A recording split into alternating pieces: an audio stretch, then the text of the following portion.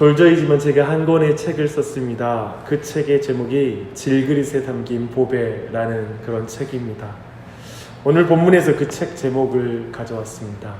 그래서 그런지 4장 7절부터 28절의 말씀은 제 인생에도 깊이 새겨진 그런 고백의 말씀이기도 합니다. 이 시간 그 말씀을 나눌 때에 우리 모두의 마음에도 이 말씀이 새겨지는 은혜가 있기를 바랍니다. 이 말씀을 몇 가지 짧은 이야기와 함께 나눌 텐데요. 우리는 고린도 교회의 일부가 사도 바울이 고난을 많이 겪고 또 육체의 약함을 가진 것, 그리고 생계 문제로 직접 생계 활동을 해야 됐던 것, 그런 모든 것 등으로 사도 바울의 사도성을 공격했다라는 것을 보았습니다. 고린도 교인의 눈에는 사도 바울은 질병을 가진 의사가 다른 사람의 질병을 고쳐주려고 하는 것처럼 비친 것입니다. 그리고 또한 다른 사람을 행복함으로 인도해야 될 목사가 우울증을 앓고 있는 것처럼 보이는 것이죠. 예를 들면 그럴 때 어떤 그 본인이 문제를 가지고 있을 때 다른 사람의 그 동일한 문제를 풀러갈 때 사람들 그걸 비난할 수 있잖아요. 그런 비난을 할 수 있는 그런 사람으로 비춰졌던 것입니다. 기독교인이 보기에 바울의 겉모양이 여러 가지로 고린도 교인이 보기에 바울이 가진 겉모양이 여러 가지로 약해 보이고 없어 보였던 것입니다. 그래서 고린도 교인이 생각하기에 예수 그리스도라는 보배를 담은 보석 그릇은 그것에 걸맞게 아름답고 화려하고 견고해야 돼, 강해야 된다라고 고린도 교인들은 생각했습니다. 그래서 사도 바울이 뭔가 능력이 없는 사역자로 보였던 것입니다. 사도 바울은 이런 생각을 뒤집는 그런 이미지, 그런 내용들을 가지고 옵니다. 자신을 보배를 담은 질그릇이라고 말하고 있습니다. 사도는 자신이 질그릇에 불과한 존재라고 이렇게 말합니다. 복음은 영광스럽지만 그 복음을 전하는 도구로서의 자신은 아무것도 아니라고 말하고 있습니다. 자신은 거친 질그릇, 그리고 흔하디 흔한 질그릇, 그리고 값싸서 누구든지 구할 수 있는 질그릇, 주목할 필요가 없는 질그릇일 뿐이라고 이렇게 말하고 있습니다. 그래서 사도는 자기를 증명하는 것에 몰두할 필요가 없는 그런 사람이었습니다. 대신 자신이 증거하는 복음과 자기가 맡은 복음의 직분의 영광스러움을 증명해야 된다라고 생각했습니다. 그래서 사도 바울은 사도로서, 증인으로서, 직분자로서, 신자로서 이 땅에서 경험하는 일시적인 경험들이 질그릇과 비슷한 경험이란 걸 깨닫게 되고요. 그리고 자신은 그것을 통해서 영원한 약속을 증거하면 된다, 가리키면 된다라고 여기에 주목하고 있습니다. 7절 보십시오. 내 모습은 질그릇이나 저는 보배를 담고 있습니다 라고 해서 보배를 강조하고 있죠. 8절 사방으로 우겨쌈을 당하나 환난을 당하여도 깨어지지 않고 절망하지 않습니다. 즉 지금의 현실은 환난을 당하고 그리고 힘겹지만 그러나 결코 영원한 약속은 깨어지지 않는 약속을 가지고 있다는 것이죠. 지금은 답답한 일을 당하여도 결코 낙심하지 않습니다.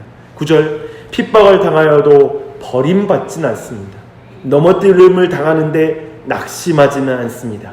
10절 예수님의 죽음을 몸에 짊어지고 사는데 그 몸으로 예수님의 생명을 드러냅니다. 11절 우리 살아있는 사람들이 항상 예수 때문에 죽음에 넘겨지는 것은 예수의 생명 또한 우리의 죽을 육체 안에서 나타나게 하려는 것입니다 라고 이렇게 말하고 있습니다. 사도 바울은 고린도 교회의 일부 사람들과 다르게 생각하는 거예요. 다른 시야를 가지고 있는 것입니다.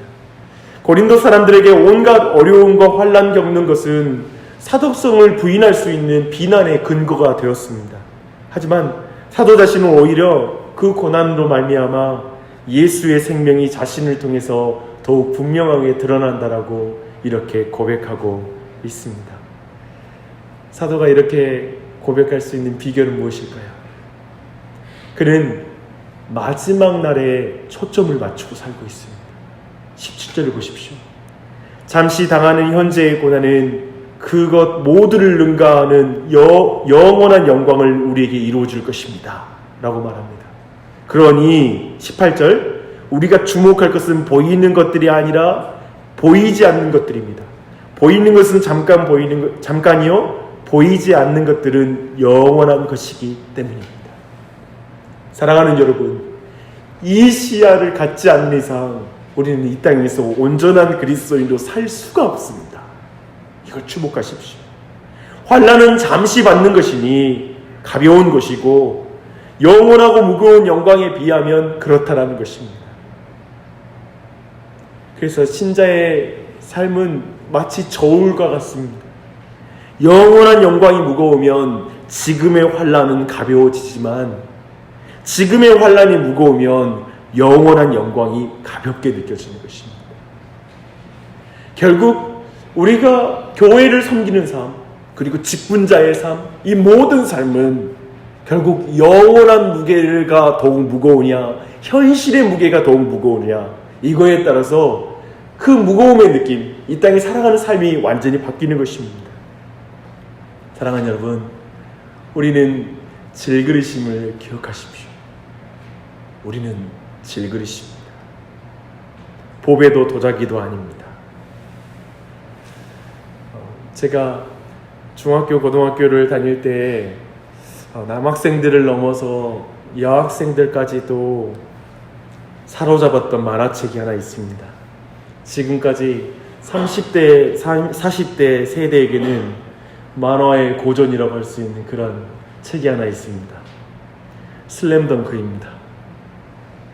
이 책은 농구를 전혀 모르는 강백호라는 주인공이 농구부에 들어가서 좌충우돌 성장하는 그 성장기를 다룬 그런 만화입니다.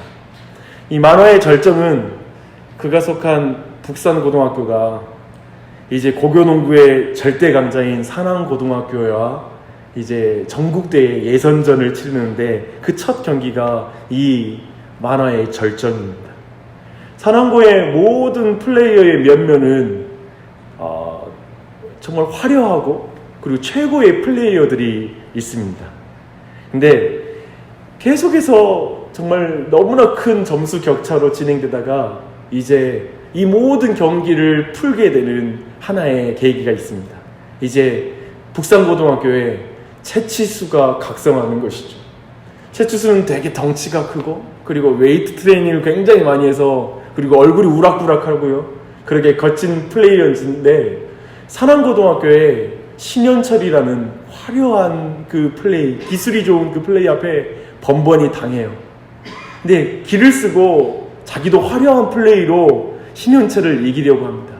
그러다가 결국 코트 위에 넘어집니다. 그때 같은 지역의 능남고의 자신의 라이벌이기도 한 친구인 이제 변덕규가 와서 그에게 한마디를 합니다. 너는 가자미다. 진흙에서 못생긴 가자미와 같은 존재다. 신현철하고 쉽게 말하면 신현철하고 비교하면서 그를 개인기로 이기려고 하지 말고 가자미로서 보이지 않게 섬기고 다른 사람들과 함께 플레이하고 너의 위치, 너의 스타일로 경기해라 라는 이런 말을 합니다. 채치수의 변화로 모든 경기의 흐름이 바뀌기 시작합니다. 사람, 제가 이 말씀을 드린 이유는 이것입니다. 우리는 질그릇입니다. 우리는 보배가 아닙니다. 그리고 도자기도 아닙니다. 금광석과 같이 강한 존재도 아닙니다. 제가 보니 교회를 섬기는 자리, 직분자가 되는 자리, 어떤 위치에 선다라는 게 끊임없이 자신의 연약함을 보게 되고 또 그것이 환경적으로 보면 그 위치에 서지 못할 이유가 참 많아요. 내 가정에 문제가 있고 내 자신에게 문제가 있고 여러 가지 환경의 문제들이 많은 걸 보게 됩니다. 제가 보니 그거 앞에 떳떳한 사람이 없어서 어쩌면 사도 바울처럼 비난받을 수 있는, 너 자신에게 이런 문제가 있지 않느냐, 너 자신이 문제를 껴안고 있으면서 무슨 하나님 앞에 서느냐 라고 말할 이유들이 너무나 많이 있는 것 같습니다. 생각해보면 우리가 보았던, 성경에서 보고 주위에서 보았던 많은 사역자들은 모든 걸 극복하여 완벽한 사역자들, 그들이 크게 쓰임받은 것 같고 온전히 헌신한 사람들, 온 가정이 하나님 믿고 잘 따르는 모든 것들이 조건이 되는 것 같이 보입니다. 그래서 우리 모두는 그것과 비교하면서 나도 저렇게 화려한 봉사를 하고 싶은데, 나도 저렇게 완벽한 봉사를 하고 싶은데, 나는 저렇게 완벽한 사역자가 되고 싶은데 라고 생각하는 것 같습니다. 그러나 여러분이 있는 모양, 여러분이 있는 자리, 여러분이 있는 모양으로 하나님을 섬기십시오. 가자미가 되는 것이죠. 그리고 질그릇으로 주님을 드러내는 것입니다. 우리의 인생의 고난 속에서 우리가 깨어질수록 나타나는 것은 우리 안에 계신 예수 그리스도의 영광일 것입니다. 질그릇은 깨져도 상관없는 거예요. 그 안에는 보물이 드러나니까. 어쩌면 그 믿음이 우리에게 필요하죠. 그러니 두려워하지 마십시오. 의미 없는 고난은 없고 하나님은 자기가 사랑하는 자들의 고난을 절대로 헛되이 낭비하지 않으십니다. 사랑하는 여러분, 마지막 날에 초점을 맞추십시오. 언제까지 이 땅의 것을 보면서 이 땅에 있는 무게가 너무 무거운 나머지 영원히 보이지 않는 것, 보이지 않는 그 하나님의 영광, 그것에 대한 시야를 잃어버리면 안 되는 것입니다. 우리가 주목하는 것은 보이는 것이 아니요 보이지 않는 것이니, 보이는 것은 잠깐이요 보이지 않는 것은 영원합니다. 지그러서 사는 인생이 잠깐이에요. 그러나 예수 그리스도와 함께 영원히 사는 건 영원한 삶입니다. 이것이 바뀌지 않는 이상 이 땅에서 하나님을 위한 삶과 교회를 위한 삶, 성도를 사랑하는 삶, 다른 사람의 부족함을 채우는 삶은 불가능한 것이죠. 사랑하는 여러분, 그러한 자로 서는 은혜가 있길 바랍니다. 한번 우리의 가치관이 바뀌는 2022년이 돼야 돼요.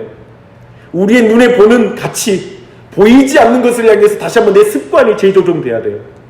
보이지 않는 그 가치를 향하여, 영원한 가치를 향하여 시간표가 바뀌어야 돼요. 에너지가 바뀌어야 돼요. 모든 어떤 우리 안에 스케줄이 바뀌어야 돼요.